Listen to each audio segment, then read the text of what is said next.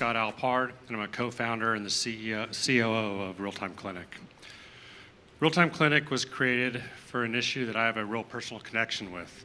I have a 16-year-old son that had a liver transplant when he was 1.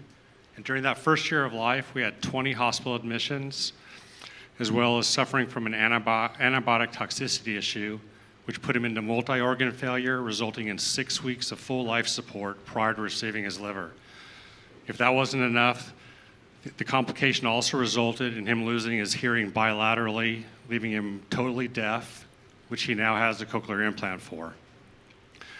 RealTime Clinic was created to solve this problem, this lack of engagement between the patients and the transplant care team, as well as consulting physicians, could have avoided half of the admissions and most likely prevented the complications that resulted. Our moonshot is to eliminate preventable organ transplant rejection.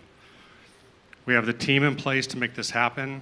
I have close to 3 decades of healthcare leadership across academic medical centers and research institutions, leading patient access and patient workflow integration, as well as strategy and operations. Our CEO has in-depth experience with tele and digital health, as well as UI design.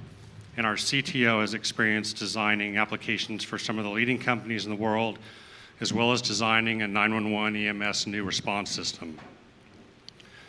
For transplant centers and transplant patients, RealTime Clinic is the first patient-centric platform that produces a higher level of patient education and patient engagement to decrease the risk and incidence of post-transplant noncompliance, which is the leading cause of organ rejection.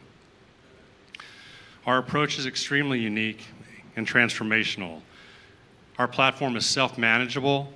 It personalizes the care for both the transplant patient and their families, and it engages both the transplant team and the patients both pre and post-transplant.